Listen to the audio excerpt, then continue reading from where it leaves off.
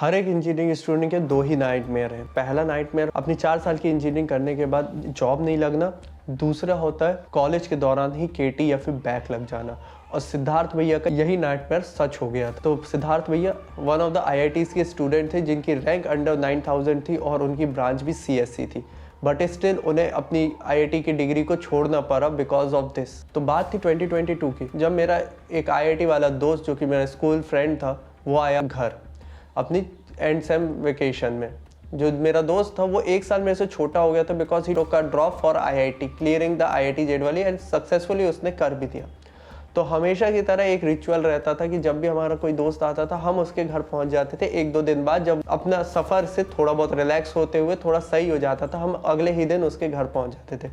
तो शाम के 6 बजे ही हम उसके घर पहुंच गए, जस्ट लाइक अ डॉक्टर का रूटीन चेकअप की तरह। और डॉक्टर के रूटीन चेकअप में हम उसे रेस्ट देने की जगह उसे घुमाने फिराने ले गए। हर एक कॉलेज ग्रुप या फिर स्कूल ग्रुप का एक थोड़ा सा टूरिस्ट स्पॉट होता है या फिर एक बैठक होती है जहाँ पर हमेशा से 3 दोस्त या फिर 2 दोस्त बैठते थे। तो हम लोग वहाँ पर आराम से बैठे ही थे, तभी आशीष, जो कि मेरे दोस्त का नाम था आईआईटी वाले, उसने मुझे बताया वन ऑफ द सीनियर जिनका नाम था सिद्धार्थ भैया, जो कि अभी 3rd ईयर में उसी के साथ।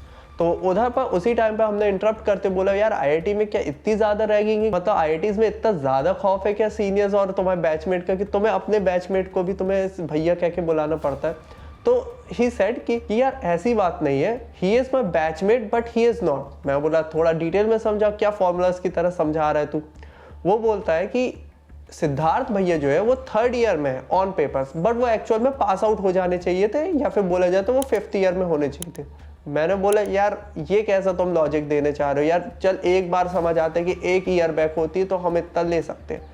वो बोला कि मैं डिटेल में बताता हूँ। तो जो हमारे सिद्धार्थ भैया थे, ऑल इंडिया रैंक करीब उनकी आई थी 7000 से 9000 के बीच में। सीएससी ब्रांच को लॉक कर लिया था और सीएससी ब्रांच हमारे कॉलेज में मिल चुकी थी। तो उनका जब 2nd और 3rd ईयर में उन्होंने कई पेपर्स नहीं दिए या फिर कई पेपर्स में वो फेल हुए, जिस वजह से वो आज हमारे साथ है। मैं बोला ओके ठीक है, मेरे को समझ आ रही चीज़ है, बट जब तुम्हारा 2nd और 3rd ईयर चल रहा था स्पेशली, तब तो यार लॉकडाउन लगा था और ऑनलाइन एग्जाम्स हो रहे थे। वो बोला हाँ ऑनलाइन एग्जाम्स हो रहे थे but then too he failed. बोला कि ऐसा कैसे हो सकता है? आशीष ने मेरे से बोला कि मैंने भी यही चीज़ पूछा कि how you can fail like that. Siddharth भैया ने उसे बताया कि एक्चुअल में मेरे को थोड़े से फाइनेंशियल इश्यूज थे और मुझे मेरी तबीयत काफ़ी ख़राब रहती थी, मेरी फीस पेड नहीं थी और इस वजह से मैंने काफ़ी पेपर्स नहीं दिए। मैं बोला तो क्या सच में ऐसा केस था?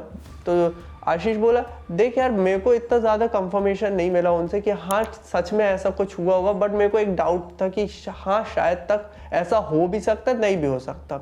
बट स्टिल मुझे एक डाउट था कि मैंने जब उनकी थोड़ी सी मार्कशीट्स वगैरह देखी तो ऑल टाइम उनके लो ही सीजीपीए आते रहे।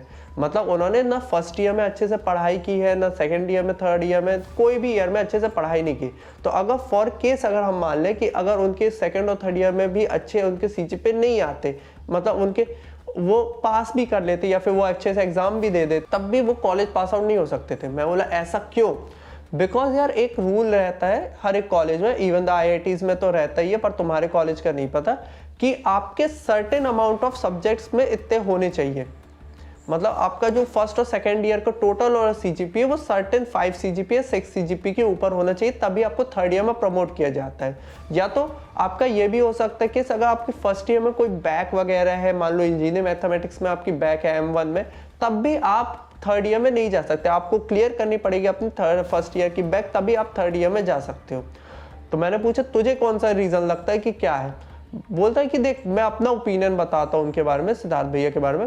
He is one of the brilliant student. मैं मानता हूँ कि उन्होंने आईआईटी जेईई फोड़ा है और सब चीज़ें करते हुए आए हैं, बट स्टिल उन्होंने अपनी पढ़ाई को ज़्यादा फोकस नहीं किया कॉलेज में। वो हर चीज़ को ज़्यादा लाइटली लेने लगे थे because he has the over confidence कि यार मैंने इतने बड़े एग्जाम्स को फोड़ चुका है, ये कॉलेज एग्जाम्स क्या चीज़ है। तो उनके जो 1st ईयर में भी सीजीपीए वो बहुत ज़्यादा लो थे, 2nd ईयर में भी लो थे, और 3rd ईयर में उन्होंने ऑनलाइन एग्जाम को इतना ज़्यादा हलवे में ले लिया कि उनकी बैक लगती गई और आज वो मेरे साथ हो गए। मैंने आशीष से पूछा कि तो फिर उनका नेक्स्ट प्लान क्या है? बोलते यार अभी उनका यही सीन है कि उनका जो 1st ईयर की जो केटीज है या फिर बैक है, उन्हें सबसे पहले क्लियर करना पड़ेगा, तभी वो चीज़ें कर सकते हैं। तो इस तरह से मेरे और आशीष के बीच एक कन्वर्सेशन पूरी तरीके से स्टॉप हुआ और हम लोग अपने अपने घर पहुंच गए, ठीक है। बट ये कन्वर्सेशन सिर्फ इसलिए बताने के लिए था बिकॉज जो बैक्स है वो कितना ज़्यादा इम्पैक्ट कर सकती है वो बताए। बिकॉज यहाँ पर जो सिद्धार्थ भैया थे, अगर आपकी फर्स्ट ईयर में जैसे सिद्धार्थ भैया की केटीज क्लियर नहीं हुई थी तो आप थर्ड ईयर में प्रमोट नहीं हो सकते। तो आप ये सोच रहे हो कि यार मेरी सिर्फ एक केटी फर्स्ट ईयर की, तो मैं नेक्स्ट सेमेस्टर में चले जाऊंगा, तो सच में बहुत ज्यादा गलती करने वाले हो ना। सेकंड इज आपको ओवरऑल अपने सीजीपीए एक सर्टेन अमाउंट से मेंटेन करने पड़ेंगे, तभी आपका नेक्स्ट ईयर में आप प्रमोट हो सकते हो। बाकी सिद्धार्थ भैया के बारे में हमने बाद में बात की इस बारे में, तो पता चला सिद्धार्थ भैया है जस्ट लेफ्ट द आईआईटीज और उन्होंने कोई सा बीएससी वाला प्रोग्राम किया, क्योंकि वो जो ईयर है वो काफी टाइम लग रहा था और वो एक टाइप का नील आउटपुट दे रहा था। तो इवन जो बैक्स थी इनकी, इतनी ज्यादा जो सीरियसनेस नहीं ली है कॉलेज को, उस वजह से उनको करियर में काफी दिक्कतें का सामना करना पड़ेगा। बिकॉज 2018 के बाद से वो जो गैप है उसको एक्सप्लेन करना पड़ेगा कि क्या गैप आया था जब भी वो जॉब एप्लीकेशन के लिए जाएंगे। तो मैं इस स्टोरी से आपको ये बताना चाह रहा हूँ कि जो अपनी कॉलेज लाइफ है उसमें एंजॉयमेंट और ये सब चीजें काफी बेटर, बट प्लीज ये जो सेकेंड नाइटमेयर है उस पर बहुत ज्यादा फोकस करो, इसको नाइटमेयर को हकीकत मत बनने दो, ज्यादा बेटर रहेगा आपके लिए। अगर इस टाइप का कंटेंट आपको समझ आया है या फिर पसंद आया तो you can support it by subscribing, क्योंकि मैं जानता हूँ इस टाइप का वीडियोस आपको काफी कम मिलेगा जो कि आपके ऊपर बात कर रहा हूँ या आपको सेंट्रिक रख के पूरी चीजें बता रहा हूँ। स्टिल अगर कोई भी डाउट है या फिर कोई भी suggestion you can comment down in the comment box, क्योंकि एक ही तरीका है हम आपसे कनेक्ट करने का।